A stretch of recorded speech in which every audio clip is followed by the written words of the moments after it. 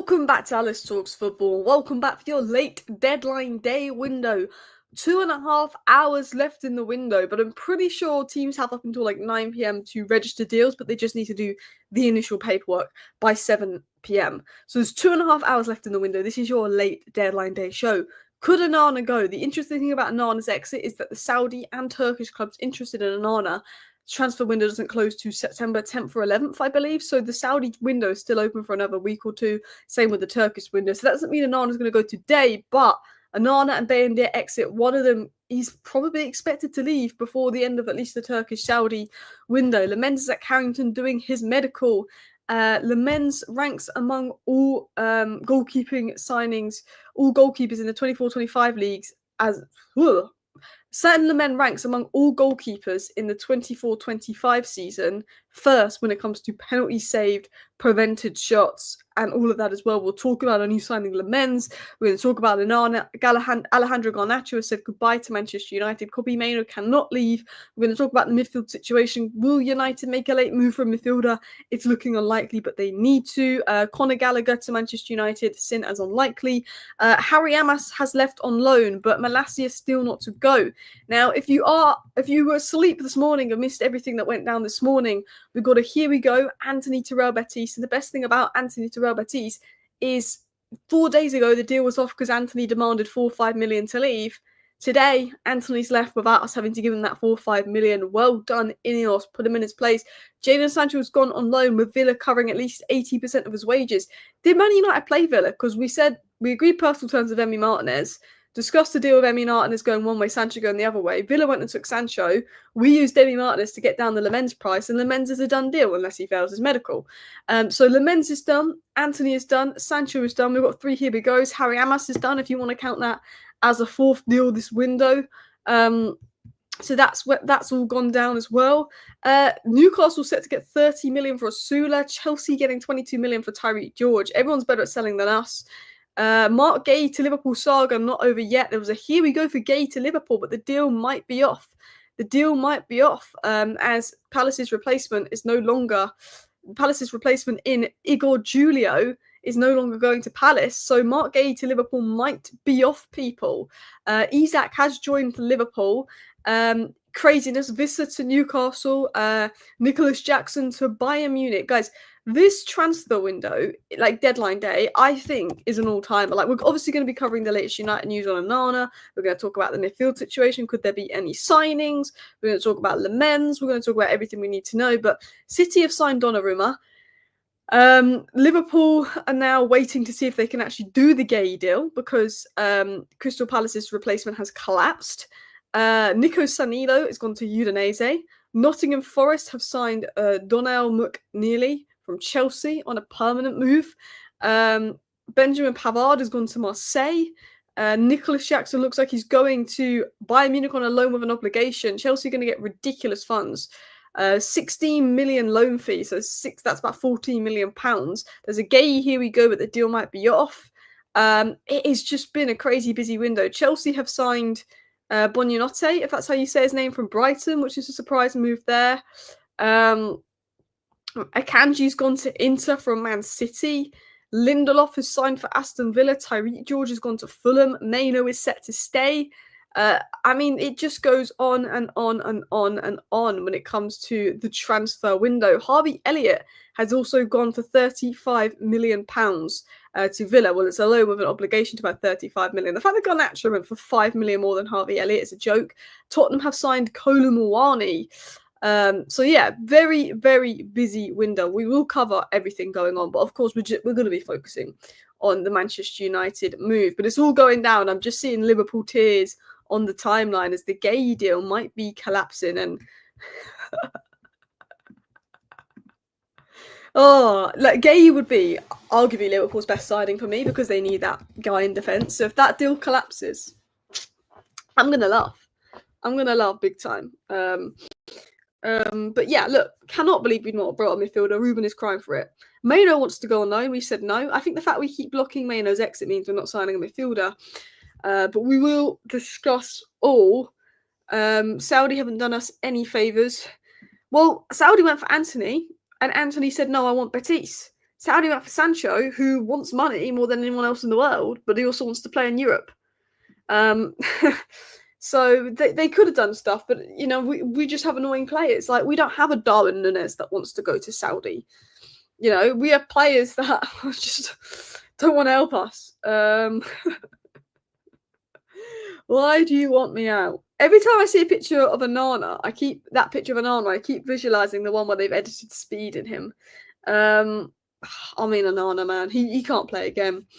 I think one of Onana or Bayindir is going to go, and I think Bayindir was always more likely to go, but I don't think Onana's liking the fact he's not going to play, and I think Turkey and Saudi will pay his wages. So, should we talk about Lammens?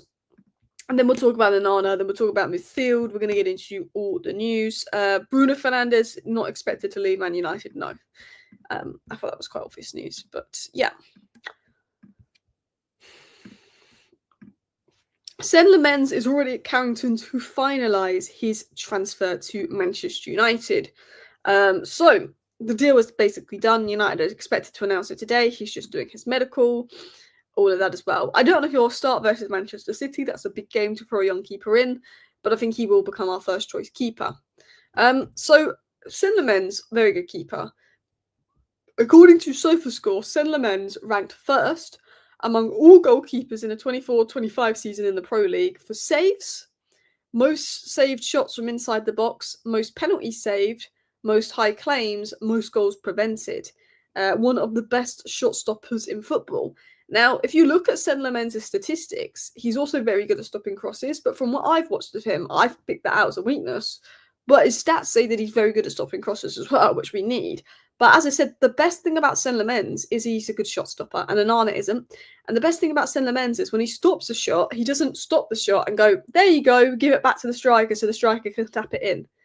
Onana stops a shot and then gives it to the opposition player so they can tap it back in.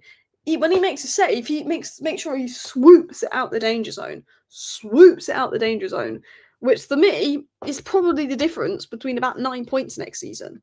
I honestly think, I haven't seen enough of Lammens to say he's ready to take the step up to United. There's one thing being a good goalkeeper, and there's another thing being a good goalkeeper for Man United because you're under the spotlight. You can't make mistakes. There's a different level of pressure. But with Senne Lammens, I think if he's not doing silly Onana mistakes, that could be 9 more points this season. And those 9 more points, with Newcastle dropping off, with Villa dropping off, could be the difference between us getting European football or not. Obviously, look, not been the best start to the season, but we're 8th place in the Premier League. Forest don't look great. Villa don't look great. I actually think Newcastle look better than their points tally suggests. There's a chance for European football, and having an idiot in the goal that costs us at least 9 to 12 points a season could be the difference between us getting European football or not. And I think if Lammens isn't an idiot, and the data looks good from what I've watched, it's a good shot stopper, it could be big. Not getting a centre mid could cost us. If we miss out on Europe next season because of 1 or 2 points, we'll say, well, that's on Ineos for not going and getting a midfielder. Because I don't think they are going to get a midfielder, and that is an issue, because Agate is a liability. The news on Gallagher is just not really news. It's more speculation. It doesn't look like it's going to happen. So that for me is the big positive with the men's, is that could be a difference maker. Because look, I said 3 things need to happen for me to think United can get top 8, because top 8 gets us Europe. And I think we should be aiming for top 8. A lot of people saying as long as we finish higher than 15th, I'm happy. I'm sorry, you're going to be happy if Man United finish 14th next season after spending 200 million? No, I'm not going to be happy. Man United need to be finishing top 8 minimum. The bare we cannot be lowering our standards to go, but if we get 10th again, at least we're in the top half of the table. No, we should be aiming for top 8 this season. Top 8. Have some standards, yeah. For us to get top 8, we need a goalkeeper, we need a midfielder, and Ruben Amorim needs to learn how to adapt and control games. Because Ruben Amorim can set us up brilliantly versus Fulham, versus Arsenal, and versus Burnley in the first half. Second half versus Fulham. Fulham adapted. They pressed us high, overloaded the midfield. We were screwed. Second half versus Burnley. They adapted. If Amorim can learn to adapt in second halves, or when we have leads, to control out games and be a bit more adaptable, if we can get a goalkeeper that's not an idiot, and if we can get a midfielder, Man United, I think, will finish top 6. I think we'll finish 6th if we got all of those things. But I don't think we're going to get a midfielder. We don't know if Amarin's going to adapt, but I think the goalkeeper would be good. But I generally believe if we got all of those things, we could finish top 6. If Amarin could be more flexible and learn how to control games out, because I think Amarin sets us up brilliantly versus Burnley and Fulham in the first half. But then the other team realised what our game plan was, changed their game plan, and we didn't have a response to that. So that is on Amarin. 2, the players need to finish the chances, because had we dropped points to Burnley, I would have not blamed Amarin one bit. I would have blamed the players had we dropped points to Burnley because they missed a lot of chances.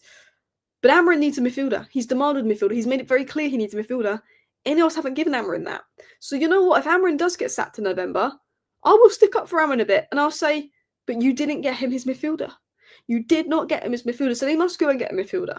Midfielder, goalkeeper, manager adapts a bit more, learns to control out games.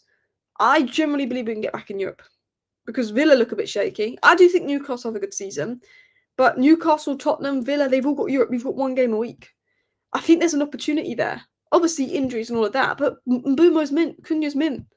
Bruno's a top player despite half our fan base not thinking that. Give us Baleba. Give us Baleba. We need a midfielder. We signed Baleba, and that is an 8 out of 10 window. It's 10 out of 10 if we sold better, but 8 out of 10 window. Top 6 ain't enough. Look, I'd love us to get top 4, but the top 4 is nailed on. Arsenal, City, Chelsea, Liverpool. We're nowhere near that.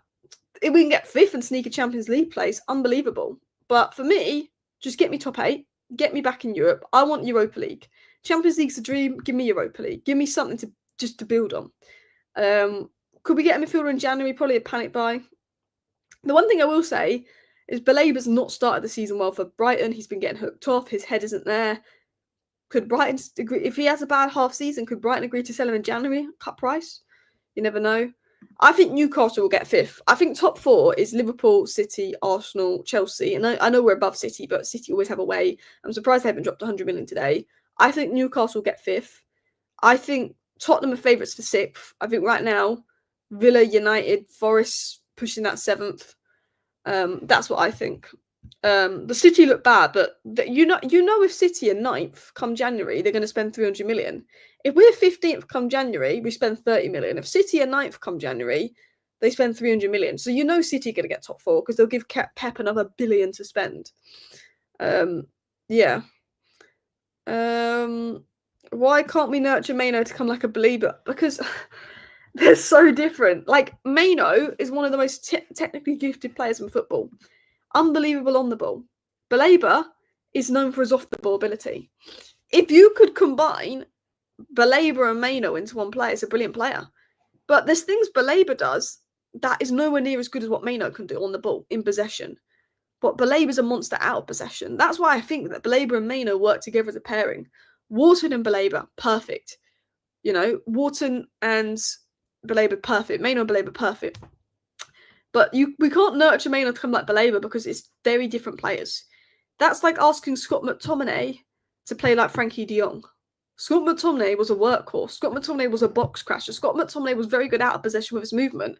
But Scott McTominay was not the guy you wanted in build-up. Was not the guy breaking the lines. That's like asking Scott McTominay to be nurtured into a de Jong. That's never going to happen. You can't nurture Baleba into a Maino, and you can't nurture Maino into a Baleba. Maino is one of those players that you can very rarely make in football because he's so technically gifted. But the system is screwing him over. He needs an athletic partner. Someone said breaking Gay to Liverpool is off. I don't think it's off yet. Let me just check though. Let me keep the feed updated.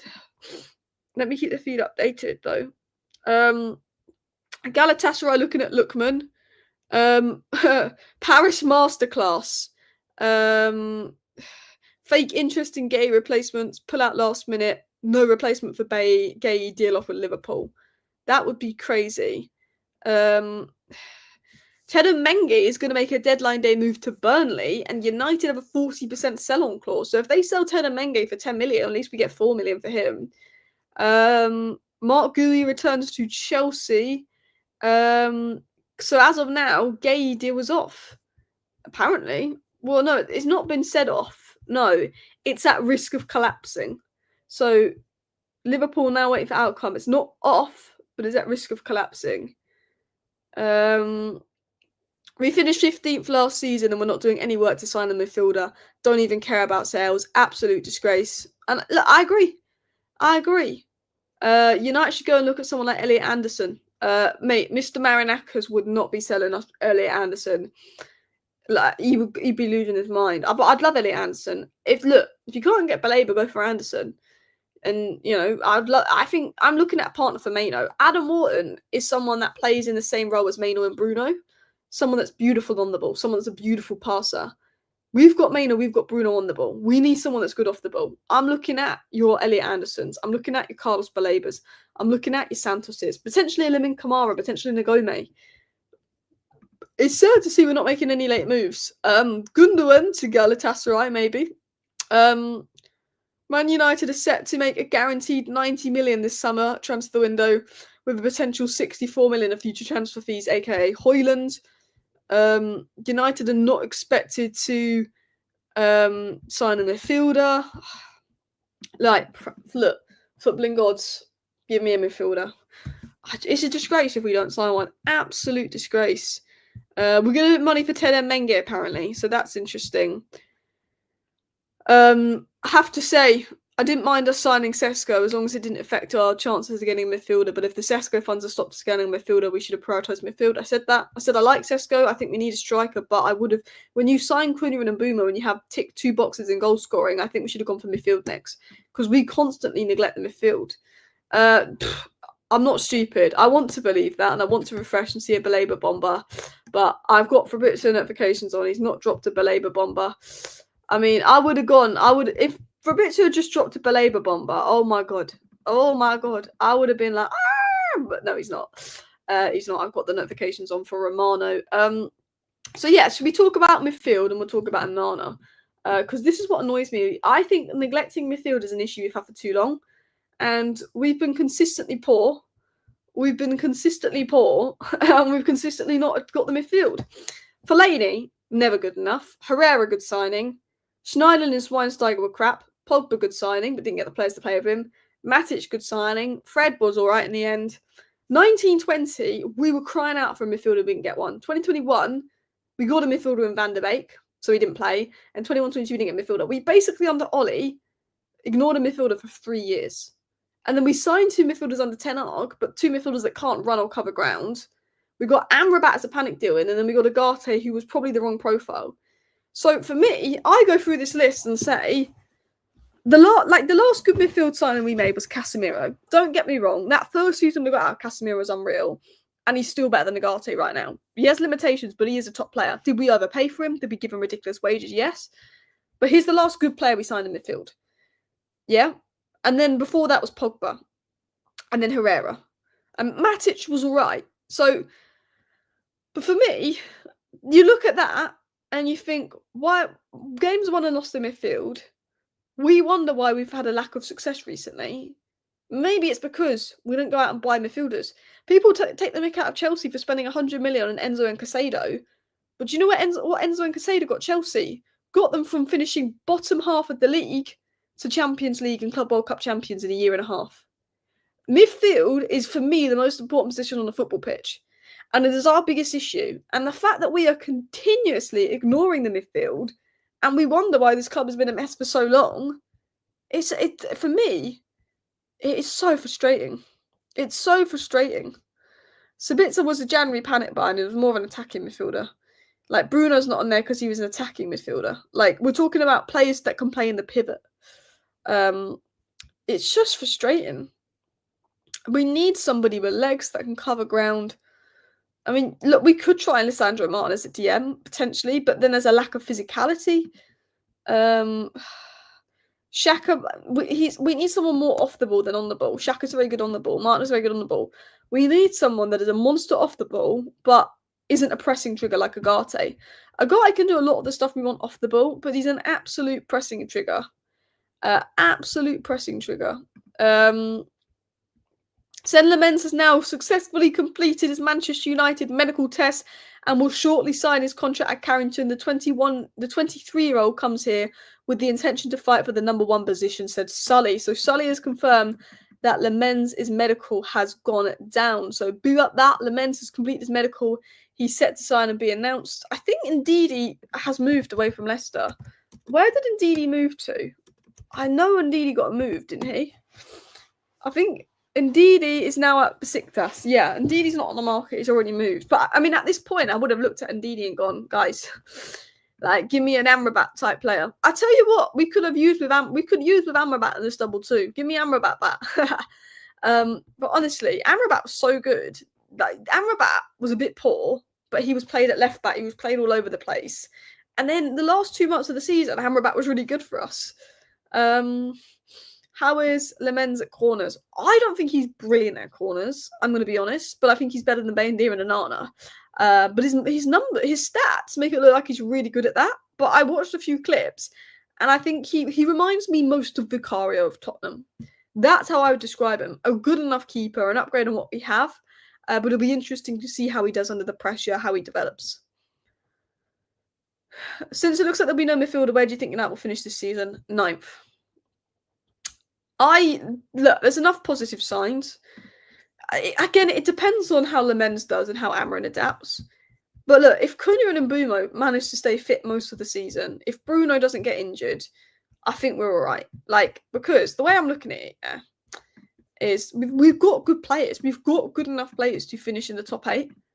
The system doesn't suit a lot of the players we have, particularly in midfield, and that's something that Amrin, I think, if we don't sign a midfielder, and this isn't even Amrin's fault, Ineos should have given a midfielder, but if we don't sign a midfielder, Amrin is going to have to adapt. For sure, he's going to have to, I don't know, play Casemiro central centre-back and have him step up into midfield so we can deal with overloads. He's going to have to try something, because I don't think we can go a full season with those midfield options. But, like, look, this is our stats. After 3 games in the league, Man United are first for XG. After 3 league games, we are first in the league for XG. You know, first. I mean, so we've underperformed, as always, because we can't hit anything for a goal. We're also first in the league for touches in the box. Our attacking numbers are very good. Now, Cunha's injured, Mount's injured, who knows what's going to happen. But if we can get a reliable goalkeeper and a DM who can cover ground, and Amrin can learn to adapt and control games later on, I think we'll be all right. Problem is, we're not getting the midfielder.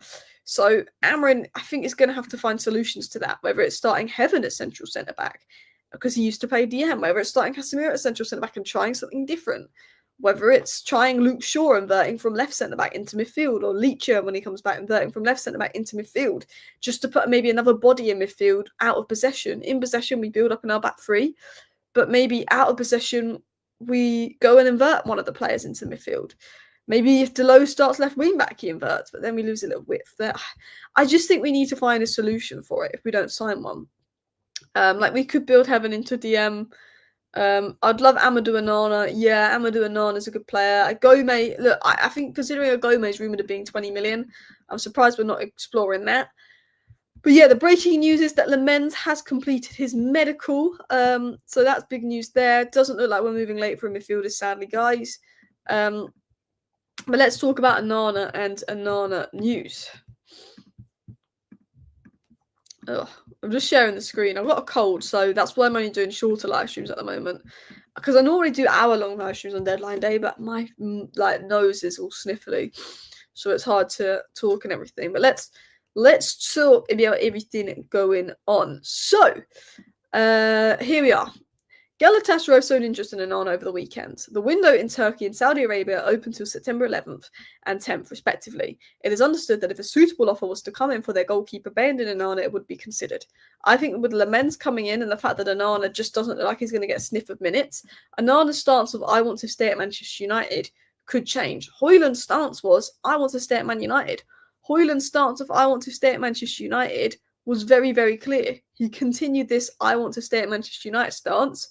Sesko came in, Højlund kept getting dropped, kept even getting dropped from the squad, and with Lammens in, you might see a squad of Bayendir and Lammens and Onana not even in the squad, and Højlund's all of a sudden, he's gone to Napoli, and we're going to get 43 million for him, unless they don't get Champions League football.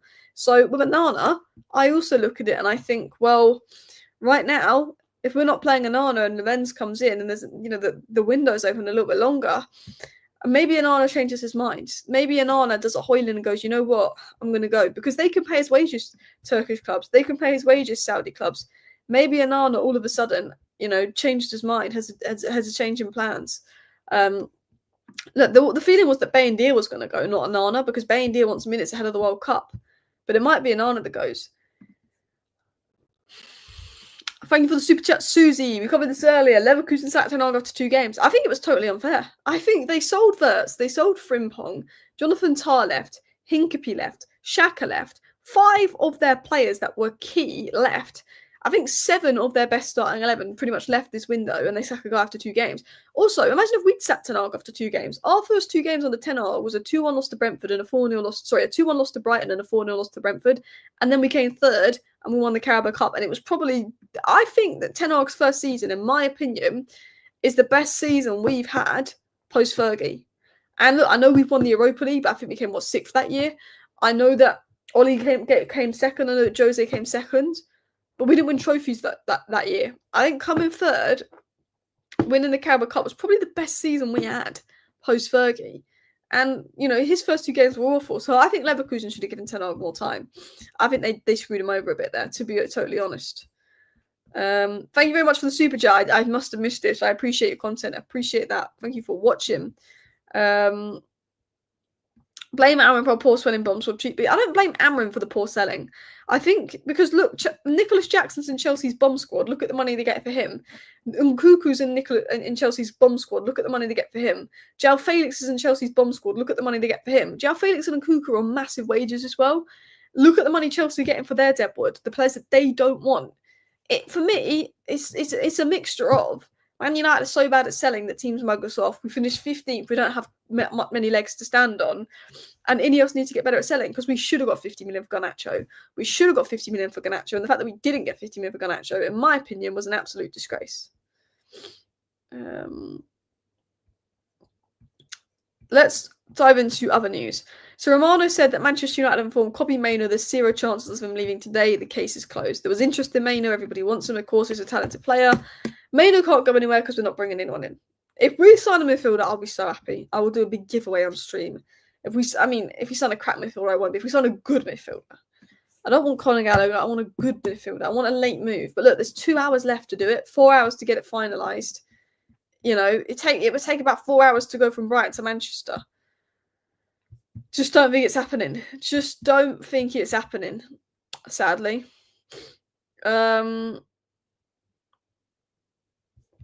Echeverry going on loan to Leverkusen. Or Ten Hag's gone. Man United are on track to earn 90 million guaranteed and 64 million this summer. Manchester United are saving 42 million in wages on Rashford, Sancho, Anthony Højlund and Malacia's soon departure. Well, Malacia's loan move has collapsed. So let's see with that. But yeah, Malacia's not on high wages anyway. Mark Gay will be allowed to complete his medical to Liverpool even if the Palace move collapsed. So Gay could go down. City signed James Trafford, realised he wasn't good enough, has now signed Donnarumma. I mean, that's crazy. I have to say, Donnarumma isn't a Pep Guardiola signing. That's the weird thing about it. So that's what's going on. But yeah, Mainoo can't go anywhere. I don't think we're signing midfielder. Onana could go late. Why can't Mount do a job at CDM? It's just not a DM. I mean, Bruno isn't either, but he's just not a DM. Apparently the other factors, no clear leadership, no clear orders. Apparently there was fallouts with the players, but again, player power. Only 4 hours left in the window. Technically 2 hours. Yeah, no, I feel for Ten Hag. Continuing on, Harry Amas has completed a season-long loan to Sheffield Wednesday. Burnley are in talks to sign Teden Mengi as well, and we have a little bit of sell-on clause to that. And Alejandro Garnacho has said goodbye to Manchester United after his move to Chelsea. Guys, that is everything on deadline day. I mean, Lammens is going to be announced. Let's see what happens with Malacia. Højlund is gone. Anthony's gone. Sancho's gone. Rashford's gone. Let's see what happens with Malacia. I think Onana and Bayindir will probably be done later in the week. I think one of the goalies will leave, but it doesn't have to happen tomorrow. So yeah, we will talk about all of that later. But that is your deadline day. If United make a move for a midfielder, we'll be back later. But thank you for watching. See you next time. Just seeing if there's anyone to redirect to. Anybody live to redirect to? Nobody. All right. Thank you guys for watching. See you next time. Bye.